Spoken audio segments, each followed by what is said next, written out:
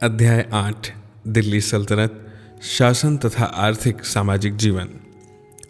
उत्तर भारत में 12वीं सदी के अंतिम वर्षों में तुर्कों ने जो राज्य स्थापित किया उसके स्वरूप और विकास क्रम को सावधानी से समझना आवश्यक है। प्रारंभिक दौर भारी खून खराबे और नरसंहार का काल था, जिसमें प्रख्यात नगर उजाड़ दिए गए और बहुत से वैभवशाली मंदिर तोड़ दिए गए। किंतु इसी काल में एक नए प्रकार के राज्य की नींव रखी गई। पुराने राजपूत राज्यों के विपरीत इस साम्राज्य में केंद्रीय तत्व अधिक शक्तिशाली था। यद्यपि सरदारों के संरक्षण में बहुत से विशाल क्षेत्र थे जिनमें वे मालगुजारी इकट्ठा करते थे, तथापि उसका अधिकांश भाग वे स्वयं पर और अपने सिपाहियों पर खर्च करते थे। वे सब सुल्तान की इच्छा पर काफ़ी हद तक आश्रित होते थे और वह उनका स्थानांतरण जब चाहे तब कर सकता था। किंतु साथ ही सुल्तान के पास एक बड़ी सुगठित फौज होती थी। सुल्तान एक बड़ी फौज इसलिए रख पाता था क्योंकि वह अपने प्रशासनिक संगठन के द्वारा किसानों की उपज का एक बड़ा भाग वसूलता था। इन्हीं सेनाओं की सहायता से सुल्तानों ने दूर मदुरई तक अपना साम्राज्य फैलाया था। इन्हीं सेनाओं की सहायता से सुल्तानों ने दूर मदुरई तक अपना साम्राज्य फैलाया तथा दक्षिण और गुजरात के समृद्ध इलाकों में लूट मार करके और संचित खजानों को हथियाकर अपने संसाधनों और स्थिति को मजबूत बनाया। 15वीं सदी के आरंभिक भाग में दिल्ली सल्तनत का विघटन हुआ और देश के विभिन्न भागों में अनेक स्वतंत्र राज्य बन गए, लेकिन इनमें से अधिकतर राज्यों की प्रशासनिक व्यवस्था सल्तनत की प्रशासन व्यवस्था से प्रभावित रही। यहाँ तक कि 16वीं सदी में विकसित मुगल प्रशासन व्यवस्था को भी सल्तनतकालीन प्रशासन व्यवस्था ने प्रभावित किया। सुल्तान। हालांकि भारत के बहुत से तुर्की सुल्तानों ने स्वयं को बगदाद के अब्बासी खलीफा का वफादार प्रतिनिधि घोषित किया और लंबे समय तक जुम्मे शुक्रवार की नमाज के बाद खुतबों में सिक्कों में भी उस खलीफा का नाम शामिल करते रहे, पर खलीफा की यह स्थिति केवल नैतिक थी। उसकी सर्वोच्च स्थिति का ऐलान करके दिल्ली के सुल्तान बस यह जता रहे थे कि वे इस्लामी दुनिया के अंग हैं। इसका उद्देश्य जनमत अर्थात मुस्लिम जनता को संतुष्ट करना भी था तथा उन धर्मशास्त्रियों के शक्तिशाली वर्ग को भी जिनका कहना था सिर्फ अब्बासी खलीफा ही वैधानिक शासक हो सकता था। सुल्तान का पद सल्तनत में सबसे महत्वपूर्ण पद था। गजाली जैसे विचारक एक सुल्तान के अस्तित्व को सामाजिक जीवन की सबसे पहली आवश्यकता मानते थे, क्योंकि राज्य के मामलों में संचालन के लिए यदि कोई शासक न हो तो सारी व्यवस्था छिन्न भिन्न हो जाएगी। हिंदू और फारसी परंपराओं में राजा को साक्षात ईश्वर या दैवी गुणों से युक्त माना जाता था। इस्लाम को यह स्वीकार नहीं था। इस कारण सुल्तान के शरीर से नहीं, उसके पद से दैवत्व जोड़ दिया गया। उसे जिल अल्लाह अर्थात ईश्वर की परछाई कहा गया तथा जनता से और अमीरों से आशा की जाने लगी कि वे वैसे ही झुककर उसे सिजदा करें जैसे अल्लाह के आगे करते हैं। शेर शाह सूरी के एक उत्तराधिकारी के समय कुलीनों से तख्त पर रखी उसकी जूतियों के सामने भी सिजदा करने की आशा की जाती थी। सर्वोच्च राजनीतिक, सैनिक और यहाँ तक कि वैधानिक सत्ता भी उसी की होती थी। वह राज्य की सुरक्षा और प्रतिरक्षा के लिए जिम्मेदार था।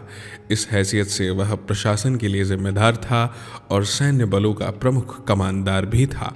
कानून और न्याय की सुरक्षा भी उसी की जिम्मेदारी थी। वह यह कार्य करने के लिए काजी यानी न्यायाधीश नियुक्त करता था, पर सुल्तान काजियों के बाद अपील सुनने वाली अदालत भी था। उसके किसी भी अधिकारी की मनमानी के खिलाफ उससे सीधे अपील की जा सकती थी। न्याय करना किसी भी सुल्तान का सबसे महत्वपूर्ण कार्य माना जाता था। हम पहले ही चर्चा कर चुके हैं कि बलबन कितनी सख्ती से बख्शता था, न्याय करता था और अपने संबंधियों या राज्य के उच्च अधिकारियों तक को नहीं बख्शता था। यही काम मोहम्मद तुगलक ने धर्मशास्त्रियों यानी उल्मा के साथ किया, जो पहले सख्त सजाओं से मुक्त रखे जाते थे। फिर भी सुल्तान भले ही निरंकुश होते हों, उनको अग्रणी कुलीनों, सेना और धर्मशास्त्रियों जैसे शक्तिशाली तत्वों का समर्थन हासिल करना होता था और उसी तरह जनता से एक सीमा तक यह समर्थन या स्वीकृति भी प्राप्त करनी पड़ती थी। समर्थन जुटाने या जारी रखने में धर्म की, यहाँ तक कि लोकप्रिय संतों तक की भूमिका एक और महत्वपूर्ण चीज़ होती थी। वास्तव में शायरों, गायकों और दरबारी नर्तकियों की भी अपनी भूमिका होती थी। मुसलमानों में उत्तराधिकार का कोई स्पष्ट नियम विकसित नहीं हुआ। इस्लामी विचारक शासक के चुनाव के पक्ष में थे, पर व्यवहार में किसी सफल शासक के पुत्र के उत्तराधिकार को स्वीकार कर लिया जाता था।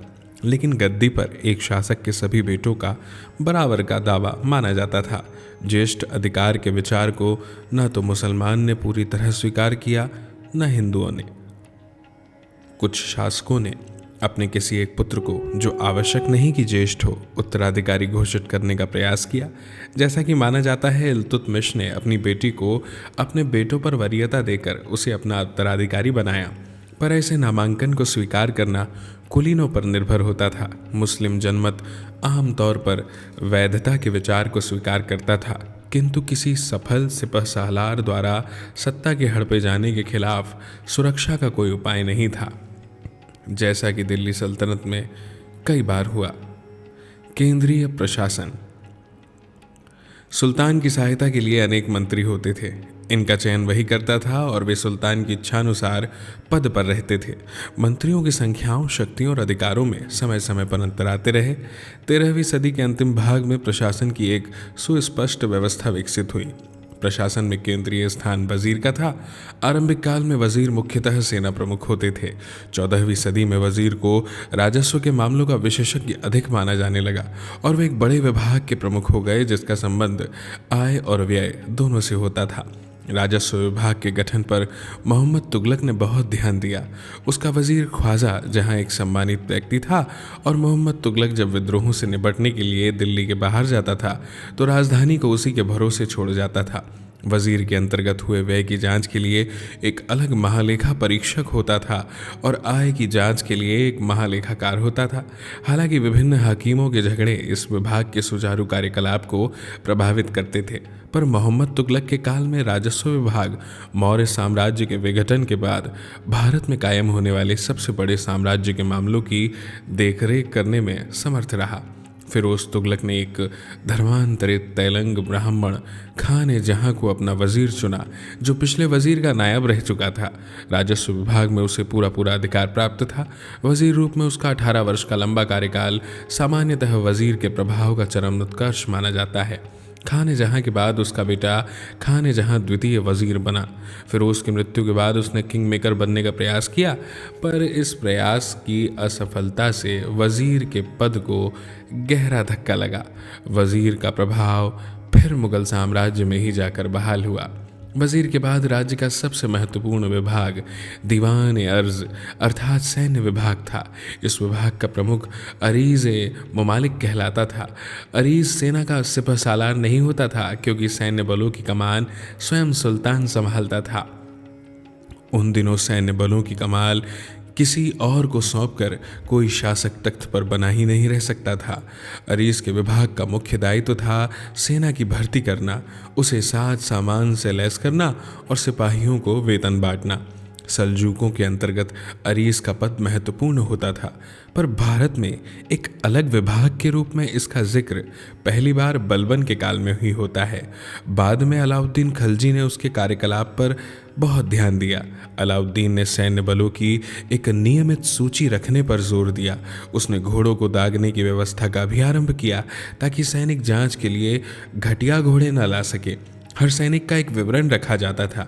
सेना देश के विभिन्न भागों में तैनात की जाती थी और एक बड़ा दस्ता राजधानी में शासक के पास रहता था। शिकार की मुहिमों के बहाने लंबी लंबी दूरियां तय करके बलबन सेना को चुस्त दुरुस्त बनाए रखता था। दिल्ली के सभी सुल्तानों में सबसे बड़ी स्थायी सेना अलाउद्दीन खिलजी के पास थी। बर्नी ने उसकी सेना की संख्या 3 लाख बतलाई है, जो अतिशयोक्तिपूर्ण लगती है। सैनिकों का पूरा वेतन नकद देने वाला पहला सुल्तान भी अलाउद्दीन ही था।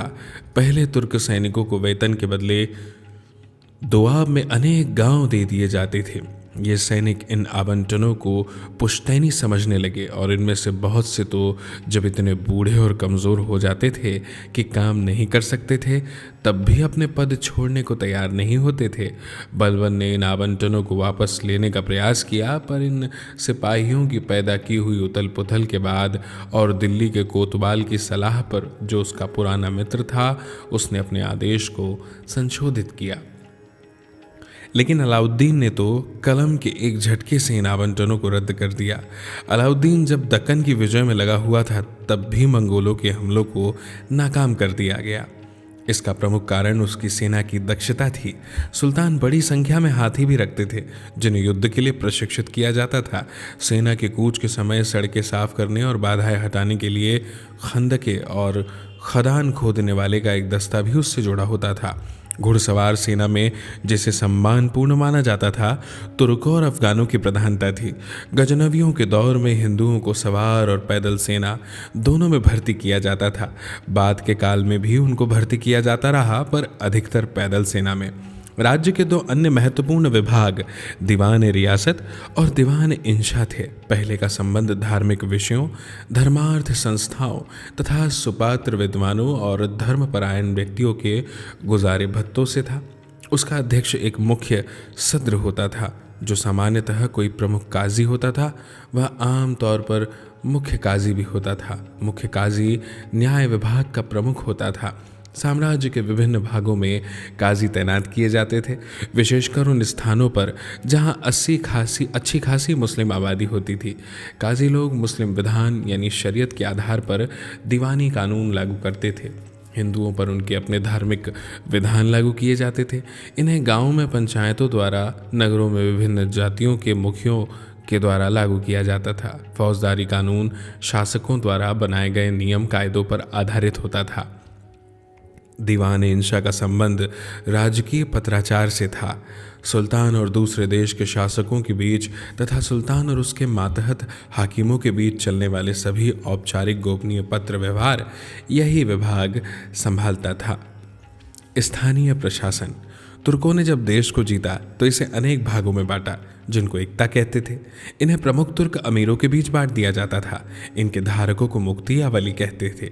बाद में यही भूखंड प्रांत यानी कि सूबे बन गए, और कहते हैं कि मोहम्मद तुगलक के काल में 24 सूबे थे, जो दक्षिण में माबर यानी तमिल देश तक फैले हुए थे। आरंभ में मुक्ति लगभग स्वतंत्र होते थे। उनसे अपने भूभाग में कानून व्यवस्था बनाए रखने और सरकार को देय मालगुजारी वसूल करने की अपेक्षा की जाती थी। वसूली के धन से सैनिकों को वेतन देने के बाद बकाया रकम वह अपने पास रख सकता था। जब केंद्र सरकार की शक्ति और उसके अनुभव में वृद्धि हुई, तो वह मुक्तियों पर अधिक नियंत्रण रखने लगी। उसने वास्तविक आय का आकलन करने तथा सैनिकों और मुक्तियों को नकद वेतन तय करने की भी कोशिश की। अब मुक्ति से यह आशा की जाने लगी कि वह सारा खर्च निकालने के बाद आय में से बची रकम केंद्र को भेजेगा। खातों की जांच कुछ वर्षों के अंतराल पर की जाती थी। प्रायः इसमें सख्ती बरती जाती थी, जिसमें मुक्ति को यातना देना और कैद करना भी शामिल था। सल्तनत काल के अंतिम भाग में फिरोज तुगलक ने ही इन नियमों में ढील दी। सूबों के नीचे शिक थे और उनके नीचे परगने। इन इकाइयों के प्रशासन के बारे में हमें कुछ अधिक ज्ञान नहीं है। कहा गया है कि गांवों को 100 से 84 तक की इकाइयों में समूहबद्ध किया गया था। इन्हें परंपरागत रूप से चौहानी या 84 कहते हैं। इसका आधार परगने रहे होंगे। परगने का प्रमुख आमील था। गांव में सबसे प्रमुख व्यक्ति खूत यानी भूस्वामी और मुकद्दम यानी मुखिया थे। हमें पटवारी के बारे में भी सुनने को मिलता है। गांव का प्रशासन ठीक कैसा था हमें नहीं पता। जब तक देय मालगुजारी मिलती रहती थी, गांव के प्रशासन में संभवतः हस्तक्षेप नहीं किया जाता था। आरंभिक चरण में स्थानीय स्तर के प्रशासन के कार्यकलाप में शायद ही कोई परिवर्तन किया गया हो। मालगुजारी पहले के ही ढंग से कमोबेश उन्हीं व्यक्तियों द्वारा वसूल की जाती रही। देहातों में तुर्कों की सत्ता की शीघ्र स्थापना के पीछे यह एक बड़ा कारण रहा होगा। जिन परिवर्तनों का उल्लेख हमने किया है, वे 14वीं सदी के आरंभ में अलाउद्दीन खिलजी के दौर में आरंभ हुए। उनके कारण टकराव हुए, यहाँ तक कि किसान विद्रोह भी हुए। आर्थिक और सामाजिक जीवन। दिल्ली सल्तनत में जनता की आर्थिक दशा के बारे में हमारी जानकारी बहुत कम है। इस काल के इतिहासकारों की रुचि साधारण जनता के जीवन से अधिक दरबार की घटनाओं में थी, पर वे कभी कभी वस्तुओं के दामों के बारे में अवश्य बतलाते हैं। टंजियर, उत्तरी अफ्रीका का निवासी इब्न बतूता 14वीं सदी में भारत आया और 8 वर्षों तक मोहम्मद तुगलक के दरबार में रहा। पूरे भारत में उसने दूर दूर की यात्रा की। उसने फल फूलों और जड़ी बूटियों समेत देश की पैदावारों का, सड़कों की दशा और जनता के जीवन का एक बहुत रोचक विवरण छोड़ा है। हमारे पास कुछ और यात्रा वृत्तांत भी हैं। इन यात्रियों ने जिन अनाजों और अन्य फसलों, फूलों और फलों का जिक्र किया है उनसे हम परिचित हैं। पूरब और दक्षिण में गन्ने और चावल की तथा उत्तर में गेहूं, तिलहन आदि की पैदावार होती थी। इब्न बतूता कहता है कि भारत की मिट्टी इतनी उपजाऊ है कि साल में 2 फसलें पैदा कर सकती है तथा धान साल में 3 बार बोया जाता है। तिल, नील और कपास की भी खेती होती थी, जो तेल पेराई, गुड़ बनाना, कपड़ों की बुनाई और रंगाई आदि अनेक ग्रामीण उद्योगों के आधार थे। किसान और ग्रामीण अभिजात। पहले की तरह आबादी में विशाल बहुमत किसानों का था। वे कड़ी मेहनत करते और मुश्किल से 2 जून की रोटी पाते थे। देश के विभिन्न भागों में अकाल और युद्ध किसानों की मुश्किलें बढ़ाते रहते थे। सभी किसान कठिनाई से गुजारा करने वालों में नहीं थे। गांव के दस्तकारों और बटाईदारों को छोड़कर गांव में एक अधिक समृद्ध किसान भी था जो अपनी ज़मीनों का मालिक था। वे गांव के मूल निवासी माने जाते थे और पंचायतों पर हावी होते थे। गांव के मुखियों यानी मुकद्दम और छोटे भूस्वामियों यानी खूत का जीवन स्तर भी औरों से ऊंचा था। अपनी जोतों के अलावा वे दूसरों की ज़मीनें लेते थे। वे रियायती दरों पर मालगुजारी देते थे। कभी कभी वे अपने पदों का दुरुपयोग कर किसानों को उसके हिस्से की ज़मीन पर मालगुजारी जमा कराने के लिए मजबूर करते थे। ये लोग इतने समृद्ध थे कि कीमती अरबी इराकी घोड़ों की सवारी करते थे, महीन कपड़े पहनते थे और उच्च वर्गों के सदस्यों जैसा जीवन बिताते थे। जैसा कि हमने देखा, अलाउद्दीन खलजी ने उनके खिलाफ कड़ी कार्यवाही की और उनके बहुत से विशेष अधिकार छीन लिए। तब भी लगता है कि उनका जीवन स्तर साधारण किसानों से ऊंचा ही रहा। अलाउद्दीन की मौत के बाद वे अपने ढर्रों पर वापस आ गए। ऊंचे जीवन स्तर वाला एक और भाग हिंदू रायों यानी स्वायत्त राजाओं का था, जिनमें से अनेक अपने अपने क्षेत्रों में मजबूत बने रहे। बलबन के दरबार में हिंदू रायों के आने के अनेक हवाले मिलते हैं। इसमें शायद ही संदेह हो कि दिल्ली के सुल्तानों के प्रत्यक्ष नियंत्रण वाले क्षेत्रों तक में ये हिंदू राय शक्तिशाली बने रहे। व्यापार, उद्योग और सौदागर।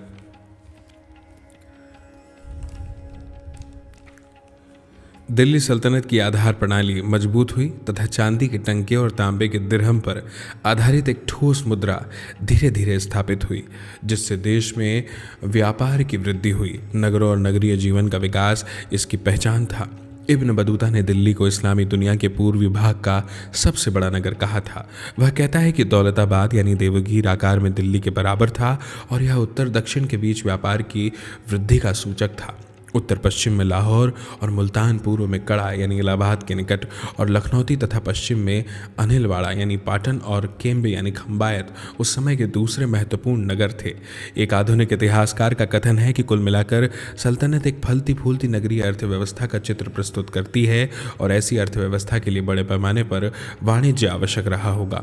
बंगाल और गुजरात के नगर अपने उम्दा कपड़ों के लिए मशहूर थे। दूसरे नगरों में भी उम्दा कपड़े तैयार होते थे। गुजरात में खम्बायत कपड़ों के लिए तथा सोने चांदी के काम के लिए प्रसिद्ध था। बंगाल का सोनार गांव अपने कच्चे रेशम और महीन सूती कपड़े, जिसे बाद में मलमल कहा गया, के लिए भी प्रसिद्ध था। भारत दूसरी बहुत सी दस्तकारियों के लिए भी मशहूर था, जैसे चमड़े का काम, धातु का काम, कालीन साजी, फर्नीचर समेत लकड़ी का काम, पत्थर की कटाई यानी संग तराशी आदि। तुर्कों ने कुछ नई दस्तकारियां भी शुरू की, जिनमें कागज़ का उत्पादन शामिल था। कागज़ बनाने की कला चीनी लोग दूसरी सदी में ही जान चुके थे। अरब जगत 5वीं सदी में इससे अवगत हुआ और यूरोप में यह कला 15वीं सदी में ही जाकर पहुंची। चरखे के प्रयोग के कारण कपड़ों के उत्पादन में सुधार आया। धुनकी के द्वारा कपास को जल्दी और बेहतर ढंग से साफ किया जा सकता था, पर इसमें शायद ही कोई शक हो कि सबसे अधिक महत्व भारतीय दस्तकारों के कौशल का था। लाल सागर और फारस की खाड़ी के किनारे पर बसे देशों के व्यापार में भारतीय कपड़े पहले ही अपना स्थान बना चुके थे। इस काल में भारतीय कपड़े चीन में भी पहुंचे, जहां उनको रेशम से अधिक मूल्यवान माना गया। पश्चिमी एशिया से भारत उच्च कोटि के कपड़ों यानी साटन वगैरह, कांच के सामानों और संदेह घोड़ों का आयात करता था। चीन से वह कच्चे रेशम और चीनी बर्तन का आयात करता था। भारतीय कपड़ों के बदले अफ्रीका से हाथी दांत और दक्षिण पूर्व एशिया से मसालों का आयात होता था। चूंकि व्यापार का संतुलन भारत के पक्ष में था, इसलिए पूर्व और पश्चिम दोनों तरफ के देशों से भारत में सोना और चांदी आते रहे। जल स्थल दोनों रास्तों से चलने वाला भारत का विदेश व्यापार सचमुच एक अंतर्राष्ट्रीय उद्यम था। हिंद महासागर क्षेत्र के व्यापार में वर्चस्व तो अरबों का था, पर वे भारतीय व्यापारियों को अर्थात हिंदू और मुस्लिम, तमिलों, कलिंगों और गुजरातियों को किसी भी तरह उससे बाहर न कर सके। तटीय व्यापार तथा तटीय बंदरगाहों और उत्तर भारत के बीच का व्यापार मारवाड़ियों और गुजरातियों के हाथों में था, जिनमें बहुत सारे लोग जैनी थे। मुसलमान बोहरा सौदागर भी इस व्यापार में शामिल थे। मध्य और पश्चिमी एशिया के साथ स्थलीय व्यापार मुल्तानियों के हाथों में था, जिनमें से अधिकांश हिंदू थे या फिर मुस्लिम, और खुरासानियों के हाथों में था, जो अफगान, ईरानी आदि थे। इनमें से अनेक सौदागर दिल्ली में बसे हुए थे। गुजराती मारवाड़ी सौदागर बेहद धनी थे और कुछ ने, खासकर जैनियों ने, मंदिर निर्माण पर बड़ी बड़ी रकमें खर्च की। खम्बायत एक बड़ा नगर था जहां अनेक धनी सौदागर रहते थे। उनके तराशे हुए पत्थरों और गारे से बने खपरेल की छतों वाले आलीशान मकान थे। उनके घरों के चारों ओर फलों के सुंदर बगीचे होते थे, जिनमें कई तालाब भी बने होते थे। ये धनी सौदागर और कुशल कारीगर ऐशो आराम की जिंदगी बिताते थे तथा अच्छा खाना पहनने के अभ्यस्त थे खाने पहनने के अभ्यस्त थे। इन हिंदू, मुस्लिम और विदेशी सौदागरों के अपने परिचर होते थे, जो सोने चांदी के काम वाली तलवारें बांधे रहते थे। दिल्ली में हिंदू सौदागर कीमती साजों वाले घोड़ों की सवारी करते थे, उम्दा मकानों में रहते थे तथा भारी तड़क भड़क के साथ अपने त्यौहार मनाते थे। बरनी के अनुसार मुल्तानी सौदागर इतने धनी थे क्योंकि घरों में बहुत सारा सोना चांदी मौजूद रहता था। तुर्क सरदार इतने शाहखर्च थे कि जब भी उनको कोई भोज या समारोह करना होता था, कर्ज पर पैसा लेने के लिए भागकर मुल्तानियों के यहाँ जाते थे। उन दिनों डाकुओं, लुटेरों और विभिन्न बटमार कबीलों के कारण यात्रा हमेशा जोखिम से भरी होती थी, पर शाही सड़कें अच्छी हालत में रखी जाती थी तथा यात्रियों के आराम और सुरक्षा के लिए रास्ते में अनेक सराहें होती थी।